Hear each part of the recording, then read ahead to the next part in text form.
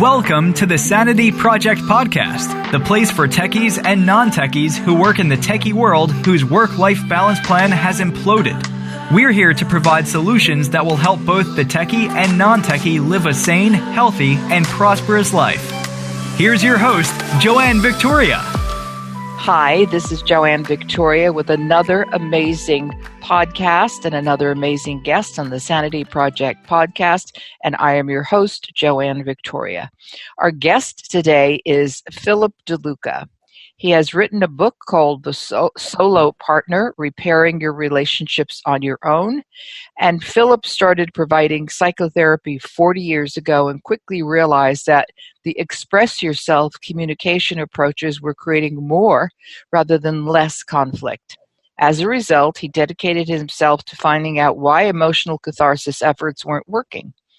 Along with his multi-decade journey, he turned to the latest body and brain science to upgrade the outdated express yourself, the feelings model that was developed in the 60s. He became his own guinea pig and eventually a successful case study. Philip is here today to talk about how to reduce a new way of reducing stress, conflict, and communication. Welcome to the show, Philip DeLuca. Oh, thank you for having me, Joanne. Thank you. Well, I'm very grateful to have you here. You're an encore guest for a darn good reason. So I never ask people back unless I'm interested in their theories and in their work and how they could benefit more people. So before Philip starts, let me give you his website address right away, lesstalkmorelove.com, which you can see is one of the reasons he's back again. And his best email address is delucalcsw@gmail.com, and we'll give that out again, and it will be on his page on my Facebook. So what can you tell us about how your new way that you have created, redesigned from the old talk therapy on how to reduce stress, conflict, and communicate more easily and effectively? Well, as you know, the get it off your chest mantra is extremely popular. Get in touch with your anger, be honest and open about your thoughts and feelings always, and the big killer, never go to bed mad at each other. I'm tired of hearing that. But they have been absorbed into the culture, and it even plays out with the kids. Always talk to your children. Talk. And the problem is this stuff gets jujitsu'd by the kids, and then you end up getting into these big old arguments, and you feel guilty if you don't talk it through, but if you do, they end up getting the upper hand. Always. Yeah, so this thing is one big disaster that really is not being questioned at all, or much, in my field. And the other thing is, when we're upset, the body's inflamed. So inflamed body, we have an inflamed mind. Inflamed mind, we got to have inflamed thoughts. If inflammation is a source of all disease, then inflammatory thoughts and words should lead to diseased relationships. And that's what you see. People discuss issues, end up in arguments, and then what do you see? You see conflict, loss of love, communication, sex problems, loss of caring, resentments. It's a mess on every level.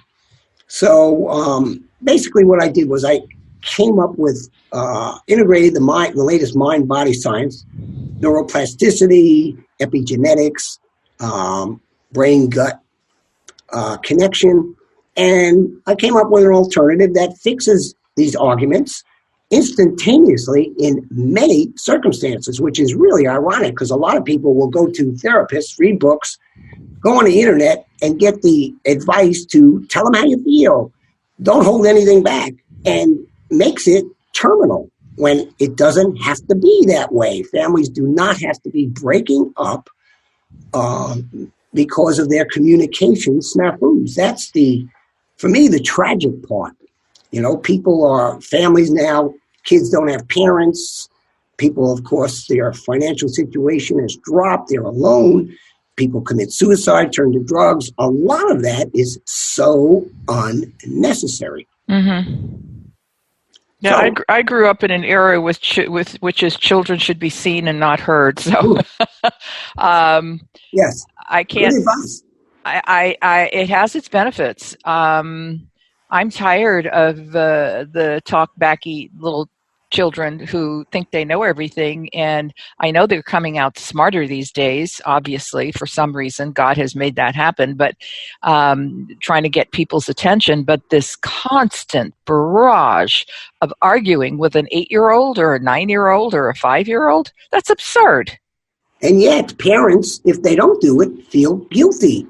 Oh, You're telling them books, shows, everything.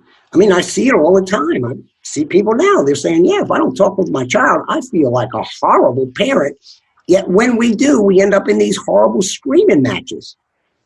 So there it is. Welcome to the gift that keeps on giving. Express yourself, get in touch with your anger, talk it through. It just is deadly on so many levels.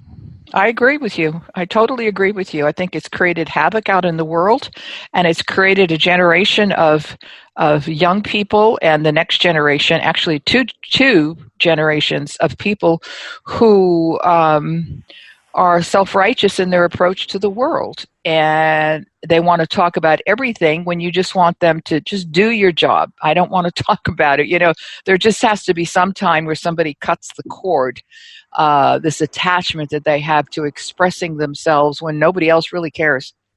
Well, and you know, it's also led to, I've noticed, people holding on to these huge amount of resentments, holding grudges. I wasn't raised by my parents. They didn't love me enough. They didn't do this. Such and such slighted me. They disrespected me. So what it's led to is this whole mindset that you're entitled to hold grudges. It's and never forget and forgive and get over it. It's just absolutely incredible, because the latest science shows that our body is listening to the thoughts in our brain. And if we are holding on to negative thoughts, resentments, ruminations, basically we're switching on our pro-inflammatory genes, chromosomes, and we're basically taking poison. It's like drinking cyanide every day to punish the other child, the other person. Ludicrous, absolutely ludicrous. And people are attached to this. You know, people all the time, they talk to their friends and, oh, don't take that. Tell them what you think. You're entitled to this. You know, there's this whole culture that has developed around this. You're entitled to these dark, bleak, negative thoughts that you have when you're upset. Pure absurdity. But, you know, even my peers, very few are questioning it. And there's really very few interventions based out there to short circuit this whole mindset, except for mine. Well, I appreciate that. I just wanted to say that I don't know if you read recently, there was someone who was suing his parents for being born. This is like the ultimate of ego. I don't even know where to place it in my brain. But he said he didn't ask to be born, and he was suing them because he was alive. Well, nowadays, if he gets the wrong judge, he may win. That's the scarier part. Oh, my Lord. Okay, so give us your new system. Okay, the first step is when we get upset, our fight or flight response kicks in. And for the viewers, do you feel your heart pumping harder, your blood rising in your veins? That's blood rerouting from the front part, your thinking cerebral cortex, to your back survival. I call it our crocodile brain. Right. And once that occurs, instantaneously, there's a series of changes that occur throughout your body, mind, and environment. So this brain, once you get to we lose up to 75% of the blood flow in the front brain. So the front brain actually falls asleep. And we're operating on half a brain. It's like running a race with only one leg because the other leg's falling asleep. Not a good idea. You want to rest until the blood flows back to the limb, and then you pick up and you start walking or running again. Well, why are we communicating in a very important area, our love, with only half a brain and our combat brain to boot that's in control of us, right? Why would you want to do that? So that's what we do. We blood routes from the front brain to the back of the brain. Our lens now, this is a dark, bleak lens, gets dark, doom, gloom. You're out to harm me suddenly. We get contentious. Our moods get dark. Our logic gets all scrambled. And now we're in a conflict seeking mindset, not resolving, seeking. That's why when somebody's upset and you try to talk through calmly, they twist everything into pretzels, distort, warp, seeking to provoke an argument because that brain is in control of us. And that's what it was made to do. It was made to fight, and fight it will. And then, so it pulls us into an argument. We get along more poorly. We feel worse. More stress chemicals get released. We're not sleeping. We're not eating. Got a stomachache, worried. More stress chemicals get released. We're more dark into that brain. We're more deeply into that brain. We communicate in a conflict-provoking way. We get along more poorly. And now we're in this negative feedback loop that's sucking the caring, the love, our intimacy, our health, and personal peace out of us. And while this is going on, we now know from the science of neuroplasticity that the brain adapts instantaneously to our thoughts. So as we're caught in this negative spiral, ruminating thoughts, negativity, argument, our brain is adapting by growing our back crocodile amygdala survival brain and shrinking up our front logical, loving, compassionate front part of our brain, which means we get into a default setting. And after a while, I call it crocodile brain hijack lock. We're stuck into this hypervigilant state. We're reading negative intentions into everything the other party does. We have these constant negative ruminating thoughts. We're constantly defensive and attacking. It's a very bad place. Very bad place. So first step to disarm it. See what's going on. Be aware of when you or your partner is about to flip into this combat-seeking mode. Okay? Step 2, disrupt the pattern. Take a break before, not after, you puke all over the other party, if I can be blunt. Be blunt. Yes. Don't puke all this negative stuff out there. You can't take it back. Mm-hmm. Sometimes people never forget it. I don't know how many times people tell me a week, yeah, when we get angry, I say the most horrible things, and I can't take it back, ever. So don't put it out there. And remember, your lens is really distorted. When we're in this mindset, quote, our social engagement system shuts off. And Dr. Porgy said that we're unable to accurately evaluate, appraise, and judge situations and modify our words accordingly when we are upset.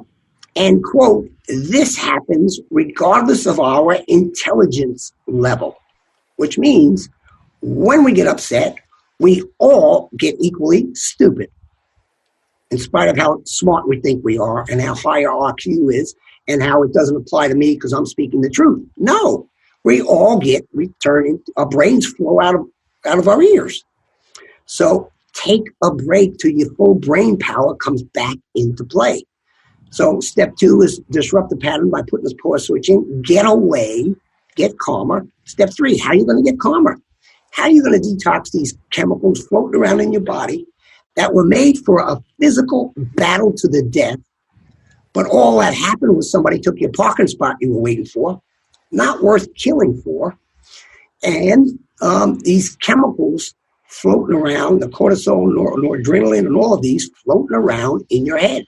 How are you going to drain them off? Calming music, exercise, meditation, a gratitude journal. Now that you're calmer, you can think clearer. Perhaps you're laughing.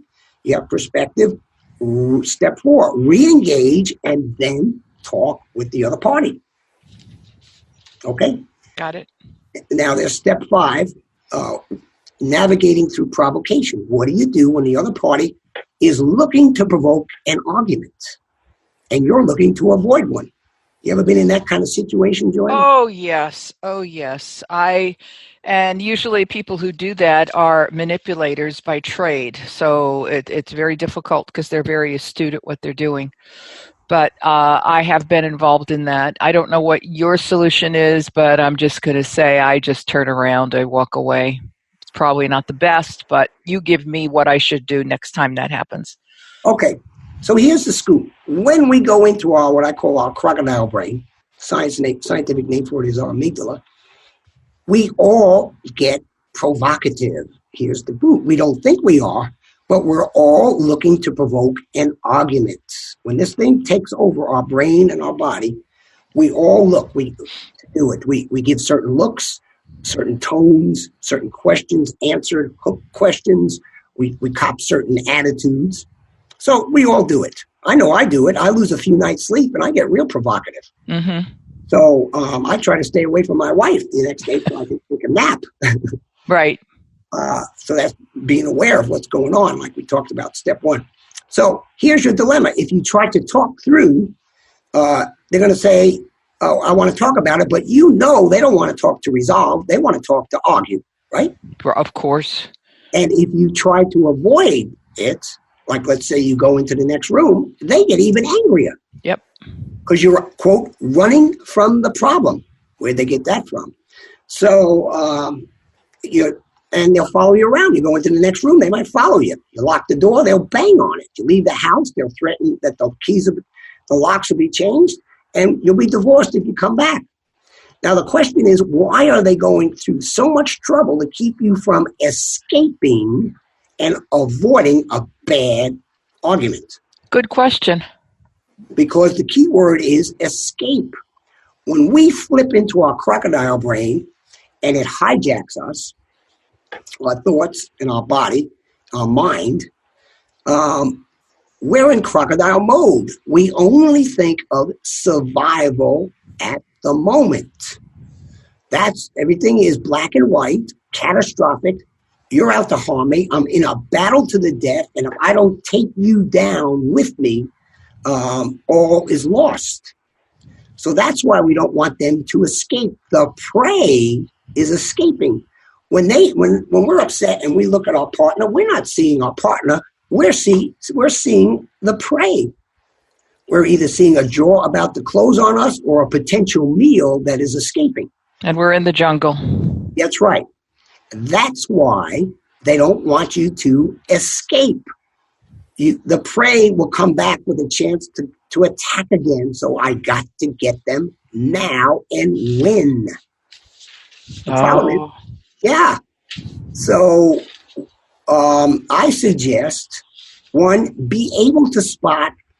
This is step 5, navigating through provocation. You have to be able to spot when they're in their crocodile brain versus when they're in their receptive brain, their thinking brain. Can you tell, Joanna, with people around you when they're in their fight or flight, I want to battle mindset? Oh, God, yes.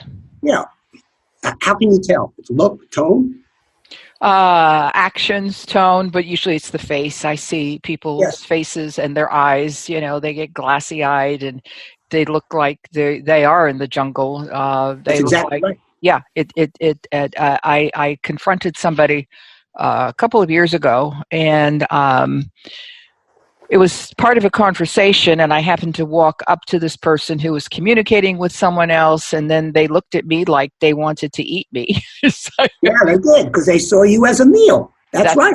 Exactly. And under the circumstances, I was able to back away and disengage, and I didn't need to engage any further, and this person went through their own battle with someone else who deserved to be battled. I was basically an innocent bystander, and but it didn't matter. I was prey. So that's exactly right. I was food. I was dinner, and I didn't want to be dinner. But I see a lot of that out there now with people who are so forceful, unnecessarily forceful, even if they think it's in a positive way. But if you don't pay attention to them, they get really, really ticked off. And now remember the culture of the last 50 years. You're entitled to what you're thinking and feeling now. No secrets. Don't keep it in. Repressed anger kills. And don't go to bed mad at each other. Tell them how you feel. So the culture is encouraging that kind of negative, resentful, combative interaction. The solution has become part of the problem and taken it to the next level. Isn't that interesting? Huh. Okay. So what do you do in that situation? One, you have to be able to spot when they're in their receptive mind and when they're not. And if they are, you can continue. And if not, it's best. There's a lot of ways to get through the other party, but the basic thing is don't allow them to engage, because they're looking for, our crocodile brain is a reciprocal brain. It seeks conflict in return, like oxygen and fire and oxygen. So what they don't want to discuss or resolve anything, they want the fix of conflict. The rest is all smoke and mirrors to get the fix. That's the key component. If you understand that element, you got it licked. Now, let me ask you, Joanna, who holds the real power in an interaction? I'm in crocodile brain and you're in your thinking brain. Who holds the real power? They're short of physical violence. You or me? Crocodile brain or thinking brain? And why? Well, I could look at it from both sides. I could say the logical brain but the logical brain cannot communicate with the croc brain. They don't listen. They don't hear. So I would say in this instance, the crocodile brain is in charge. Well, actually, it's our thinking brain, because okay. The thinking brain has what crocodile brain wants. And what is that? It's all it wants. The rest is all BS. What do they want that you got? Tell me. I don't know. Conflict. Oh. Conflict. There's the key. That's the drug. Everything else is all smoke and mirrors. That's why everything you say, they twist and distort. Right. That's why when you try to leave, they won't let you escape. So they need to fight with you. They will do everything to keep you there so that they can fight with you. Yes, and get their fix. And it is a fix. It's a chemical release in the body, the adrenaline. So the communicate, express yourself approaches trap you into getting hooked. Tell them how you feel. Don't hold any secrets. And God forbid, never ever go to bed mad at each other, or you're running from the problem. I say go to bed mad at each other because you're running to a solution and away from a problem. Crocodile brain is the problem, period. Everything else is irrelevant. It's total bull. That is the issue. Okay? Now, I was looking at a weather channel a while ago, and they went over to Zimbabwe because they wanted to find out why these alligators suddenly were eating all of these people. So they talked to these alligator hunters, and they said, yeah, you see all these tens of thousands of alligators we have in our alligator farm? Well, there was a rain that flooded this river next to these alligator farms. They swam over the wall, went downstream, and ate 75 people who were hanging on to their thatch roof huts. Oh. And he said, you see that alligator out there? Its brain has not evolved in 80 million years. It only thinks of two things, food and survival. Period. That's us. That is our survival brain. It only thinks of survival at the moment, which is conflict. When they're upset and they're looking at you, they're seeing a smoking turkey. You're a meal, nothing else. Isn't that interesting? It's beyond interesting. So how can you change people? I mean, I think it's a changeable Yes. I think it's something that people can change once they're aware of it and it's practiced, because they didn't, it's not going to be learned in one session. So how do you work with your patients and your clients to deal with this? Because people are listening right now. Okay. This is a very easy thing. And by the way, I'm about to put up a free webinar describing this and a 5-part course, very inexpensive course that'll walk people through this, all 5 steps. But basically, arguments start 2 ways. We go into crocodile brain and provoke an argument, totally unknown, unaware, unpurposeful, doesn't matter. If we knock the dominoes down, it's our fault. Or they go in it and they pull us in. And as soon as we bite and allow them to provoke conflict in us, then between us, they win and we all lose. Okay? So The first step is you have to get control back over yourself. Self-control is lost in today's society. Would you agree with that, Vic? Oh my God! It's like nobody can keep their mouths shut. Yeah, and you're not even supposed to. You're entitled to run your mouth and vomit all over everybody and kill everything around you, and it's my right. No, I don't. I don't agree with that path. It's just I find it rude. Basically, it's rude in a normal society, and we don't have one right now. But it's rude in a normal society, and this will calm down on a hopefully a global level. But who knows when? And in the meantime, people are getting destroyed. That's right. That's right. So the first step is you have to regain self-control. You have to be aware of when you're in crocodile brain and you're in a conflict-provoking place, like Dr. Porgy said, where you're unable to accurately appraise the situation and moderate your words accordingly. Basically, when we get into this mindset, we make false assumptions, draw false conclusions, act on solutions that are false to begin with, false assumptions, and then we got a mess. So why are you doing all of that? And why are you operating on half a brain on a very important part of your life? Your love, your heart. Don't you think that deserves full brain power in that section? Why are you working on half a brain and the part that's into destruction? So regain it back. First step is see what's going on with yourself and the other party. If you're upset, get away, get calmer. Ultimately, you want to get to the place where you're strong enough that you can be around the other party and maintain self-control. But, it's a skill. Get away, detox those chemicals. What are you going to do to calm down? No, you're not entitled to hold on to resentments. Resentments and grudges and hatred is anti-love. So if you want to fix a relationship and get closer, then stop acting in a way that's killing the love. Not rocket science here. And then third, detox, then re-engage with your party when you're calmer, then talk about it. If front brain to front brain. Now this leads to what happens if they're in crocodile brain and in a conflict-seeking way. Well, one, be aware that they're there and you're not going to verbally. The science says and shows unequivocally that talking through crocodile brain is the worst possible way to get through. Impossible. So why are we giving people all of these skills, fair fighting rules, active listening, to use when the other party's upset? They can't access that information, the science says. No, because that comes from a different part of the brain, and they're still, looking for food. That's right. And when they're looking at you, you're a meal, nothing else, a snack, or even more than that, depending on how big you are.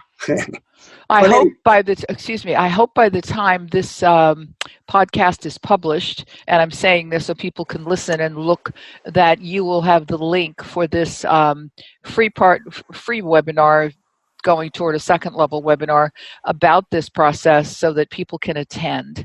So I want people to know that if you're listening to this and Philip and I are speaking about the future may be now. I mean, it is now anyway, but he's got a free webinar that will give you some overview of what he is talking about, probably more of what he's speaking about now, and then invite you to his webinar, a fee webinar that should be vital in everyone's life.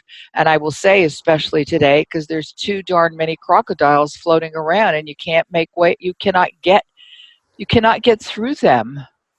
You That's cannot right. get through to them. They just are not ready to listen.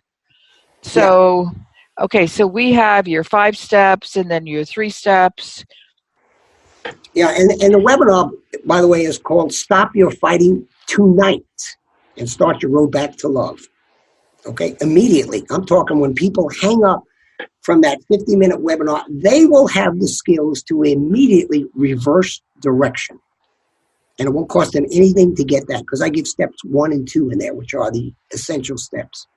Okay, everybody, I'm sure you've listened to that. We could probably go on for an hour or more about this because it's a very problematic issue in our world today, but your world you're probably being bitten by the crocodiles more than you've had in the past.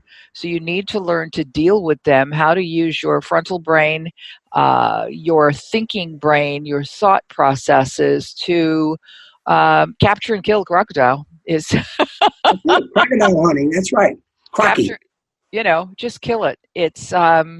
Yes. It's a false representation of the human that you're communicating with, and you need to do your best to save your own butt. So if you have to kill the croc, we'll kill the croc. And I am grateful that Philip has been here today. That's Philip DeLuca at letstalkmorelove.com and DeLuca, LCSW at gmail.com. This has been great, and I'm sure that once Philip does his webinars, we will have the outcomes of that, and then Philip can come back for another show and talk about the results. How's that? Oh, well, wonderful. Wonderful. I would strongly suggest, as I usually do, and hopefully don't forget to remind you, please re-listen to this podcast. You might have heard highlights and you might have taken some notes. You might just be driving. But I would say listen to this podcast over and over again. Take as many notes as you need to know how you are, how you communicate with others in your office and at home, and the tools that Philip DeLuca has just presented to you today. Thank you for being here, Philip. I think it was great, super great information. It's amazing. And I hope to talk to you soon. Thank you. Thanks, everybody. Have a great day. Bye, Philip. Goodbye. I hope you enjoyed this episode of the Sanity Project podcast. Please go to AskJoanneVictoria.com to listen to more podcasts and get a free copy of her report, 5 Steps to Achieve Work-Life Balance. That's AskJoanneVictoria.com. Take care, and thanks for being here.